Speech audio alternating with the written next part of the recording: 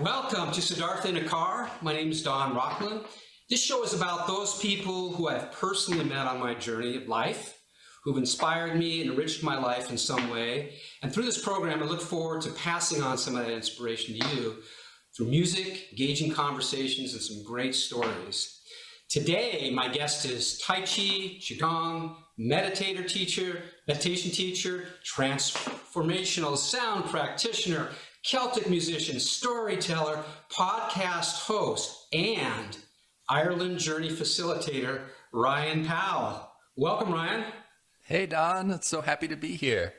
Great to have you. I've been wanting to have this show with you for a long time. So, Ryan really epitomizes, what this show is all about. And so we're going to talk about that. Now, Ryan is certified by Qigong master Zhongshan Wu. He's traveled throughout China to connect more deeply with his lineage of his art, his teaching. He currently teaches in his studio in Portland and maintains a schedule of gigs throughout the area, which we'll talk about in a little bit.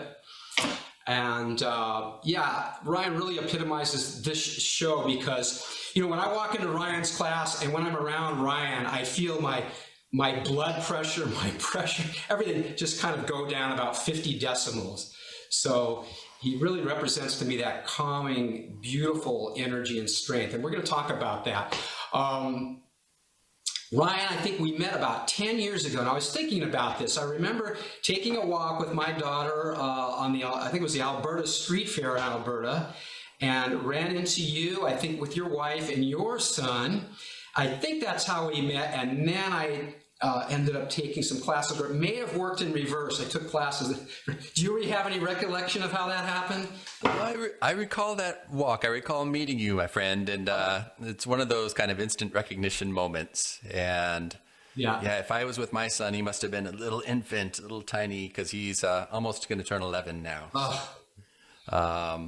Alberta is such a vortex, and you just tend to kind of meet who you're supposed to meet along the way. Okay, I think that's how it happened, and I know I connected with your energy right away, and I was pretty new to Portland at that time, and I did want to reconnect with my Tai Chi practice, so it was perfect. So about 10 years now. So Ryan really epitomizes what this program is about. Those people have inspired me on my journey. And like I said, the thing about him is his instant calming energy is calm and peaceful, but it's rooted in a power and a strength, which is prevalent in his presence when you get around him. And I really got a sense of this in the class, because that's what you teach, So you teach like the art itself, with phrasing and beauty and imagery and silence. And so coming to your class, I got more than just a Tai Chi lesson. I got a whole experience of a lifestyle. And so I'm glad you're here today. I'm so happy to be here. Thanks for sharing that, Don. Okay, so there's some things we never talked about. I've known you for all these years, but don't know a lot about you personally. I did enjoy a wonderful Thanksgiving with your family that's already about 5 or 6 years ago. Yeah, it is. By the way, I wanted to announce today is a very auspicious day. It's interesting that we're doing this interview. 17 years ago today, I became a dad right on this day. Oh, wow. So it's like, whoa. So happy birthday, Dad. Thank you very much. I know you're Dad, so. Yeah. This is a deep journey, isn't it? It is, isn't it something? So there's a couple of shows, couple episodes we're going to do on that eventually. It is Good.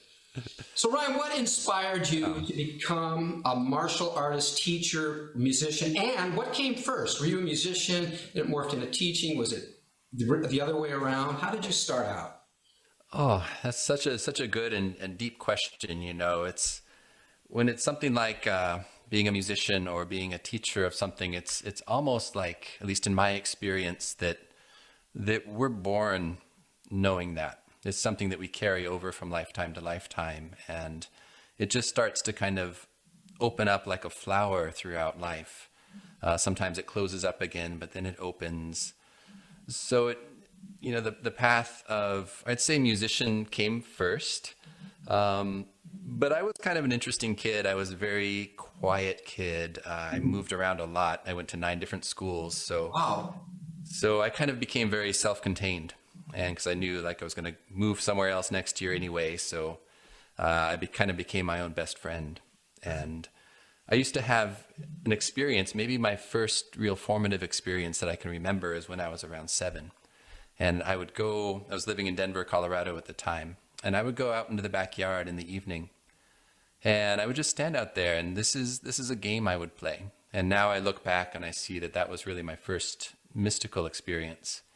But I would go out into the backyard and I would look out into the stars and I would just play this game with myself. Who am I?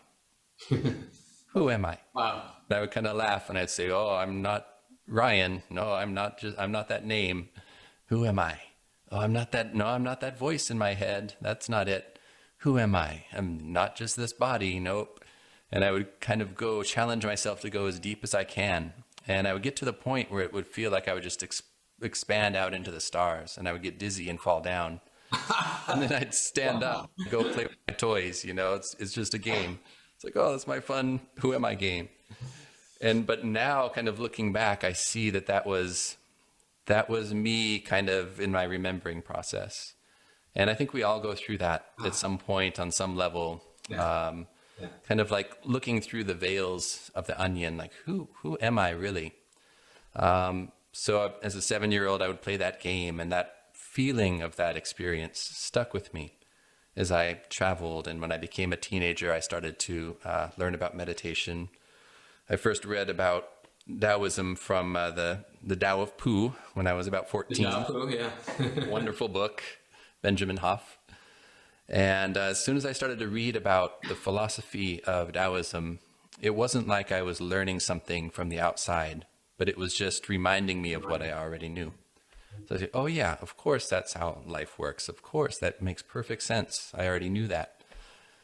So it was kind of this process of that, that seed of who am I kind of started my meditation journey, which then led to my Qigong journey. And I'll talk a little bit more about that in a minute. But the musical part also came in, and that comes more through my Celtic lineage, my ancestors from Scotland, from England, Ireland, Switzerland, Sweden. And so as a young child, my dad would sing Irish ballads in the car. My dad's name's John, had this great baritone voice, and he would sing these deep ballads, Rosin the Bow, and all these great old songs, and we would pretend to hate it, but we really loved it. And all of those songs kind of became part of my DNA. It felt like they just became part of me. And again, it was reminding me of something, because that's where my ancestors come from. So these songs, of course, are resonating in my spiritual consciousness, in my ancestral memory. So I started to play the tin whistle. I picked up the tin whistle and I started to play melodies on the whistle. I was lucky to go to Ireland first when I was in high school in the late 80s on a family trip just for a week, and had such a deep experience and such a deep remembrance that, going to Ireland for me was kind of like stepping into a mossy bed of home. It felt like that, like a welcoming energy. I've traveled other places where I felt like a humble visitor to this Mayan pyramid.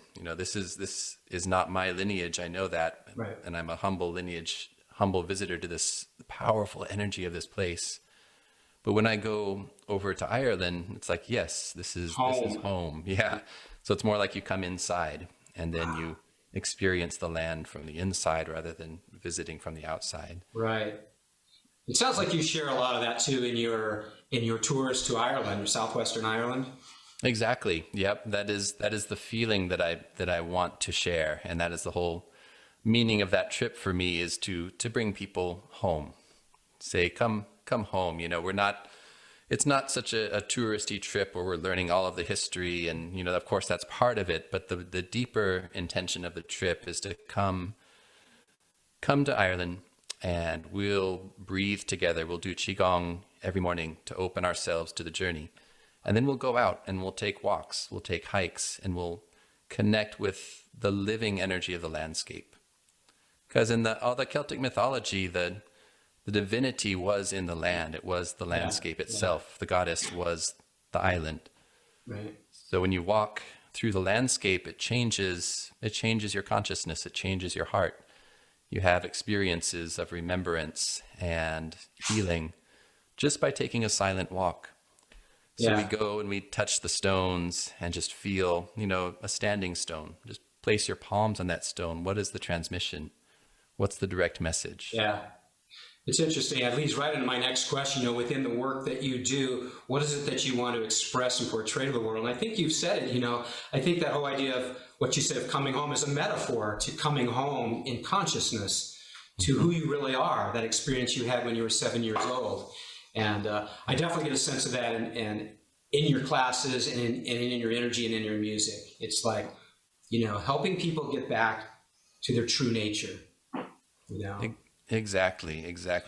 That's the core of all of it right there. Like that is if there's one thing I wanted to share is that all of the things that I do in my life all point to the same place. Absolutely. I go to senior homes and I teach gentle Tai Chi and meditation to 95-year-olds. And then I teach kids, martial arts, and I teach all ages, Qigong, standing meditation, breath work. And I play music. And all of these things, to me, are always opening a path back to the home within the body. Absolutely. Back to our spiritual home. Yeah. And that's beautiful. really, Wow. yeah, that's where the inspiration comes from for me, that as soon as I realized that there is a home, and I looked into the world and our society, and so many people are walking around homeless. Homeless. Everyone is Interesting. homeless. They're wandering. Homeless. Their mind is wandering into the future, into the past. They're just worrying about the 10,000 things. I was just having this conversation with a friend this morning about, I love that metaphor because, she's talking about some problem in Portland, and then, wow, I just ran into a woman from Damascus yesterday and the war over there. And I thought, you know what? It's a misidentification problem. We can try and solve it from the outside, but it's a misidentification problem. It's coming from greed and fear, all of these things. Right. So we have to address the root of that, which is knowledge of who we really are, I believe. I believe so. Yeah, you're absolutely doing it. So, has there been some moments for you of, I guess you'd call them darkness, where you doubted your path and you doubted what was going on and it just didn't seem like things were moving? 100% yes, of course. Especially on the strange and winding path that I've taken. It's, I think that having doubt is just part of being human. And I think it can be a gift too, because it helps us dig deeper into our resources. So yes, I've had times, when I graduated from college with my bachelor's degree in English literature, had no idea what I was going to do with it. Right. I went to go work at restaurants and coffee shops. And it was during this time that I found my first Qigong teacher. This was back in the mid-90s. And a friend of mine had been doing this strange thing called Qigong. Qigong. With a Tibetan teacher. So I said, well, I have no idea what that is, but I felt somewhere in my soul that I should go engage with this. So I went to the classes and I worked with this teacher for a couple of years. And I started to see that this wasn't my lifelong teacher.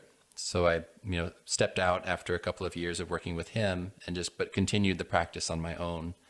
Okay. Until I found Master Wu, who became my lineage master. Yeah, he's something. I remember going to a workshop when you had him come out, and I couldn't believe it.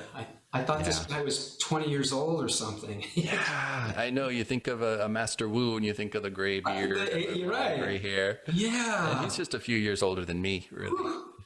Yeah. That was amazing. But that's somebody who is, since, the age of 6, has been able to engage in his early life in China to meet different masters. He healed himself as a very frail young boy by working with local masters. And then he too had that knowledge that his Dharma was his path to absorb as much of this ancient wisdom as possible in order to share it in a very clear, grounded way. Because these lineage streams, they're frail. So if people stop practicing, if we don't put in the time to practice, then it's just fade away, disappear into the mists. Yeah. So, well, this is what I love about the metaphor. For me, But the Tai doubt Chi. thing, absolutely. I've had so much pressure from different people to just go into society, follow the stream. So speaking of having doubts in life, I think it's a really important point to look at, that we all have these feelings, and to kind of understand, how they can become our allies, and how they can teach us. That there's kind of a thought that the Tao, the path, is a stream. And when you step into the stream, you just follow the stream, flow downwards. That's not quite the deeper understanding. So we can think of that stream as our society. Yeah. And so the Tao is stepping into that stream and moving upstream. So you have to go against the flow of society in order to return to the root, the source of the water, which is where our true self resides. Right. And so that takes work. And with that work, which is why Qigong means working with energy. Ah. Kung Fu means hard work. So all of these practices have work as their essential, because it's not just going with the flow. That's that's the easy way. We step in and we do what society wants, and we live a life until we retire, and we, retire and die. So that's that kind of easy path. So the path of cultivation has a lot of challenges and a lot of doubts. And there's an old saying that the Tao is 1 foot high. But our resistance to the Tao is 10 feet high. Ah. Yeah. So that is the effort that it takes to work with those doubts, to kind of keep going. When you know something is true for yourself, you know that in your heart, in your soul, then to stand your sacred ground, to take one step at a time upstream until you reach the source of that water. Yeah. And that's what I love about that whole metaphor. For me, Tai Chi, I took your Tai Chi, but the taking in of the adversity, flipping it around, so that it does become easy. We're just taking it in, but it's the resistance where we get blocked. But Right. what I've learned from you in Tai Chi and Qigong is how to bring that in, embrace it, turn it back out, and release it. Right. And there's just such a beauty and a flow into that, of all those martial arts. So Absolutely. Yeah, the deeper understanding of the martial arts is that it's the path of the art of peace. So it's not about fighting, it's not about hurting others. let's talk about that for a second, because my next question leads into, what would you say to the youth coming up, people that want to maybe teach this, or just kids coming up in general. But a lot of kids want to get into karate. They want to just get out there. They've seen the movies and they want to beat up people and all that. And we've talked about in class the hard forms and the soft forms. Can you address that a little bit, the difference between those, and what you might say to a young person who wants to start a path of martial arts? Absolutely. I think that if you have a good teacher, martial arts is a wonderful practice for youth, for everyone, really. I think it's a kind of an essential life training. So speaking of the hard and the soft, or I would say the external and the internal martial arts, the external martial arts are about developing strength and speed. So how hard can you hit? How fast can you block? How hard can you kick? Strength and speed.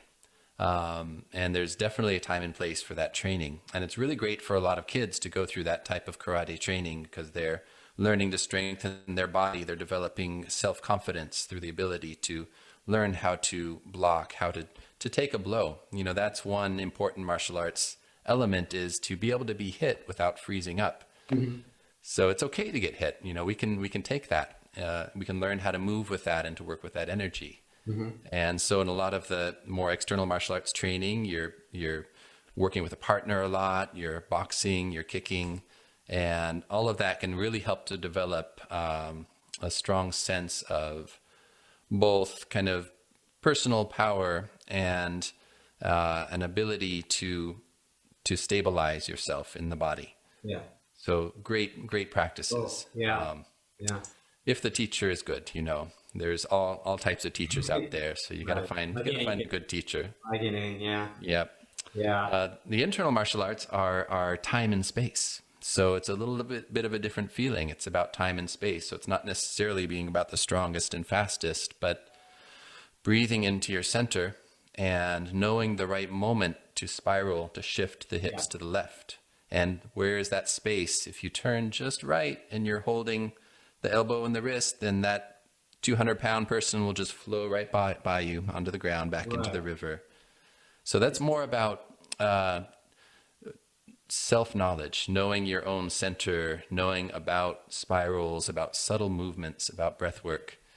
So to me, the internal martial arts is very much a personal spiritual cultivation practice. This is perfect because, I haven't studied with you in a long time. COVID, I moved, a lot of different things, but I want to address this and share this with the audience because even though I'm not coming to see you personally, there are three things, three things that I do almost. Three's a good number. Huh? Three is a good number. The power of three is what I'm working with on everything now, in my business and my life. It keeps it simple and it keeps it manageable. Aye. Writing, especially, just three things, three things, 3 lines, 3 sentences. So 3 things that I do almost daily that I've learned, and I would love it if you could just elaborate a little bit on them. One of the techniques that you taught us, and even though I don't quite understand it, it works for me, where we put our tongue behind front of our teeth. And I notice when I do that, when I'm in traffic, when I'm in a stressful situation, it forces me to breathe. It relaxes my jaw, and it's just an instant thing that happens with that technique. So what is that exactly, and why is that happening for people that might want to adopt this? Wonderful. So that technique is called connecting the magpie bridge. Okay. And the tongue is called the magpie bridge. And what is happening there is that the tongue touching the top roof of the mouth is like plugging in a circuit. So we have this rotation of energy within our body called the microcosmic orbit. Yeah. And that flows from the dantian, the lower belly, down through the perineum, up the back, through the shoulder blades, along the top of the head. And then it returns in a loop down the front, back to the dantian. So dantian is the center. It's our home within the body, called the elixir field. Right. So most people have way too much stagnation in the head in our society. There's way too much thinking and worrying, and it's kind of like an iron lollipop where the iron head is at the top of the stick and there's a very skinny stick below. So we have a very top-heavy society, especially in the West here. So part of that is that the energy rises up the back and then it reaches the head, but it doesn't have anywhere to return. So when we lift the tongue and touch the top roof of the mouth behind the teeth, we're plugging in the circuit, and right away, everything that is stagnating up here can start to flow down. So it completes a circuit. It completes a circuit. Exactly. How we complete the circuit. Yep. Beautiful technique, and I noticed it right away. And then another one, of course, speaking of dantian in our center, walking, because that's one thing I do on a regular basis when I'm not doing my other exercising thing, but walking all the time. But how to walk. And I remember a story you were talking about. It was either a teacher of yours or a master that you had met, taking a hike with a bunch of much younger people who couldn't keep up with them. What's wrong with you people? Why you're so wimpy? And it all had to do with walking from the core. And so when I walk, I'll actually stop a lot of times, readjust, focus on my core, and it instantly just aligns everything. Everything drops and relaxes. I was wondering if you could talk a little bit about that, maybe even demonstrate that for people that walk, because it changes your whole experience with walking. Right. So the story is great that you were telling of. It was actually a fairly well-known Tai Chi teacher from the West who came to China, and Master Wu was asked to give him the tour of Huashan, Flower Mountain.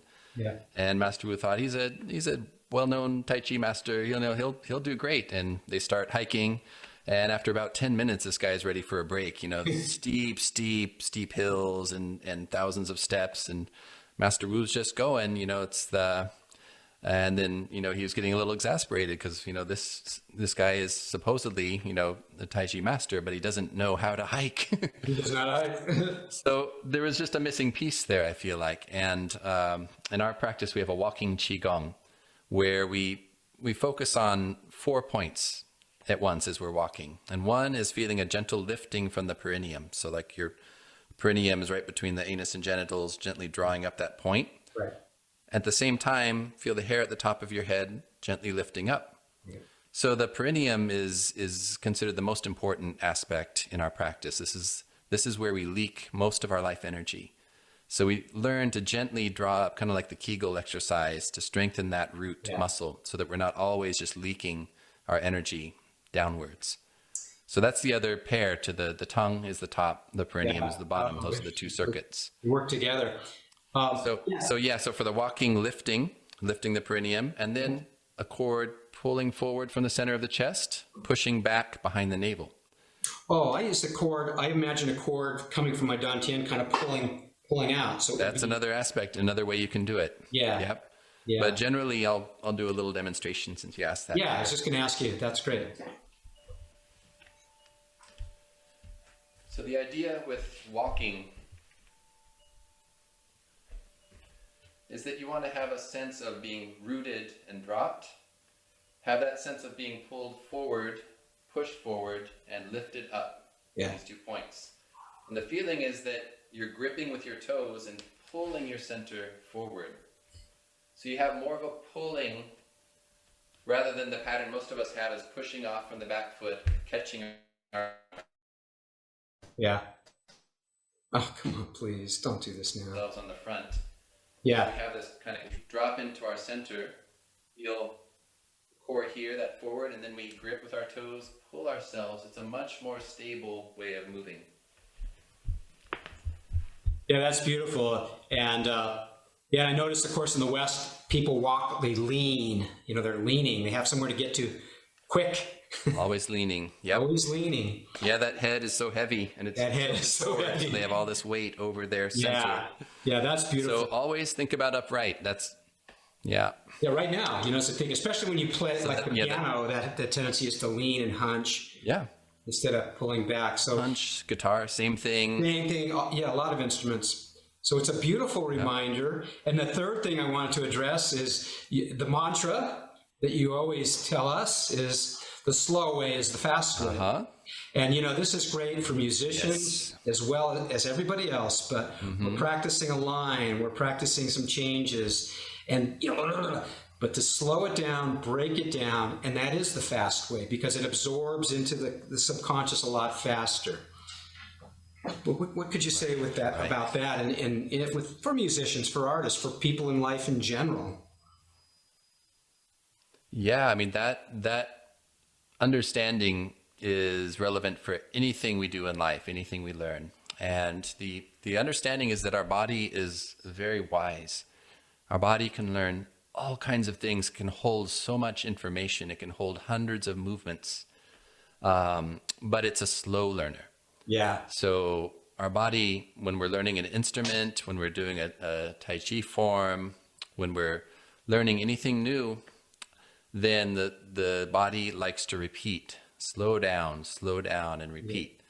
Our mind doesn't like that. Our mind thinks we can get it just like that. It's like, oh, I can play that instrument, no problem. But the body says, well, slow down. It's so interesting. The mind come back to the body. Yeah.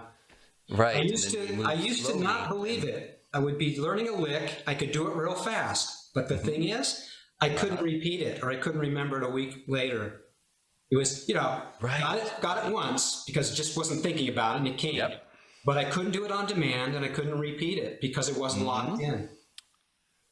Right. It's a whole different part of the consciousness we're using. Yeah. Like when I am memorizing a Scottish ballad that has 12 verses, it's a similar thing. It's like I can sing a song, I can sing it if I have the words right there, but to memorize it is a whole other level. It's the whole thing. And then I have to slow down and I have to tell myself, okay, now I'm shifting into learning this song. Exactly. I'm not just playing it, I'm learning it. And it takes much longer, but I slow down and I repeat each line again and again. Yeah. And same then thing. The body, Is that the difference between just doing it and knowing it by feel? Right. Exactly. Right. Exactly how I do it in my music is write it, but then commit it to memory and then know it. Know how everything feels under the fingers. Yeah. It's interesting. I don't know if you're Alex Honnold. Do you know Alex Honnold who free soloed El Capitan? I don't. Oh no. Oh well, this is another show. He's all over YouTube. Okay. But you know, the record was 3 weeks or something, and Alex Honnold free soloed that thing in 3.5 hours. He's off the charts. But this is what he said, because he was so close to death every second of the way. But he had done over 50 climbs with the ropes until he had that mountain totally memorized and knew where everything was. Right. And he said, no, I wasn't afraid the day I did it because I knew it. It's like, whoa. Right, right. It's amazing. And that's, you know, as a musician or a performer, like once you embody it like that, and same thing as doing a Tai Chi form, doing a Right. martial arts form, once you embody it, then it's like it becomes real. It's not really real until that point where Exactly. it's part of your Part of cells you. and you express it from the inside out. And then it will be felt and received on a whole different level. Exactly. Yeah. Yeah. Well, this has been great, Ryan. We're running out of time here. So I just wanted to find out, what is the best way for people to get a hold of you, take classes, hear your music? Oh, thanks. So my website is www.chiofsound.com, and that's a QI of QI, sound. everyone. Yeah. I know. UI. Info@chiofsound.com is Okay. email address you can reach me at. Okay. And yeah, you can come. I do 2 Zoom classes each week, Pacific time, 11 a.m. Tuesday and Friday.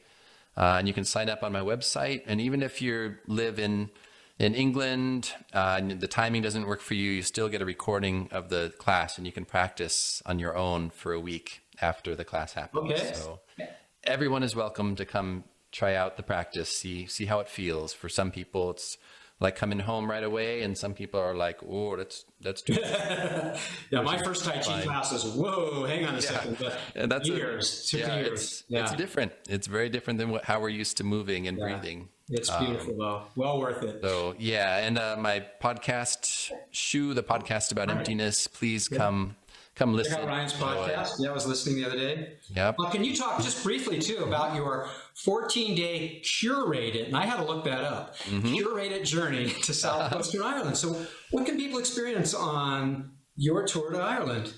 Oh my gosh. Yeah, I know. It's pure magic when we come to Ireland with a group that tends to gather and doing the spiritual work that we do, doing our qigong to clear ourselves out every morning, and walking through the land with such of honoring of place and of the people. It's like magic just comes out of the woodwork. People come to guide us on to the next synchronistic moment. But we explore the southwest of Ireland, from southern Connemara through the Aran Islands down the shore to Dingle, which is my heart home over there. I just love Dingle. Yeah. If I lived in Ireland, I would live in That's Dingle. where you'd be. Yeah. Yep.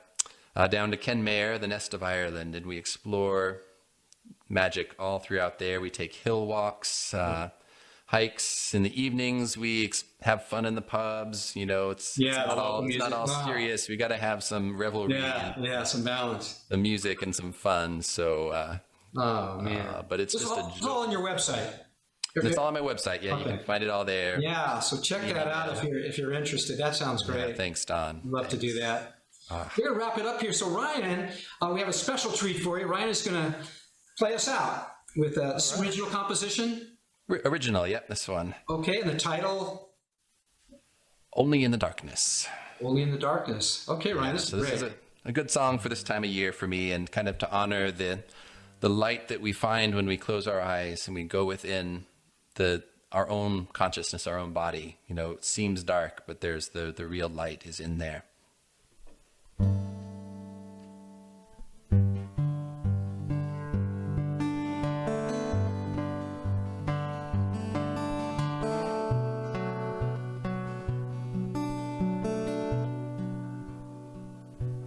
You can find me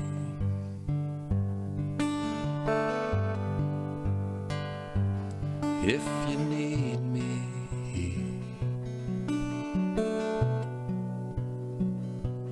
At the outskirts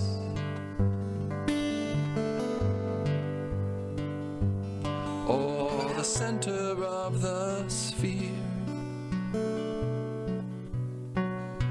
And if you find me, then please remind me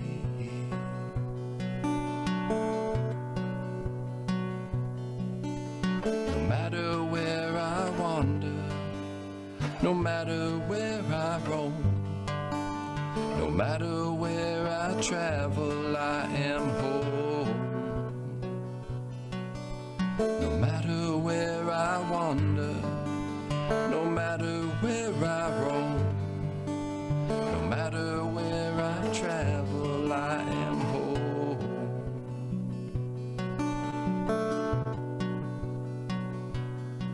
In the distance,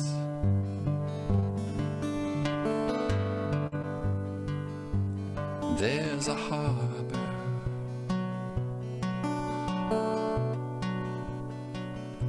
Ship at anchor.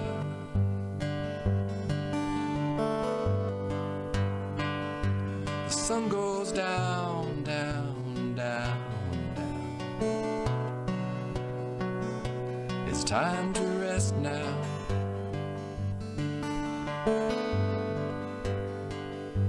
Until tomorrow.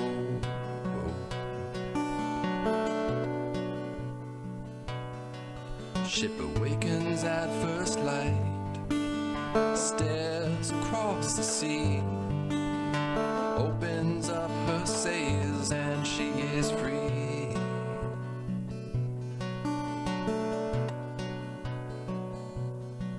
Ship awakens at first light, stares across the sea, opens up her sails and she is free.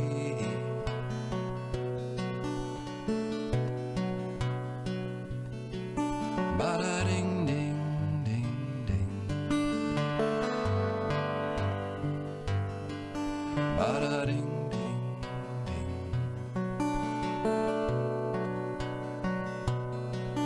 Ba-da-ding, ding, ding, ding.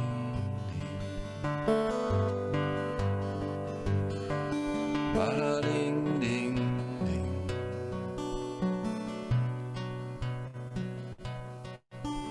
'Cause only in the darkness, only in the darkness can I see the light.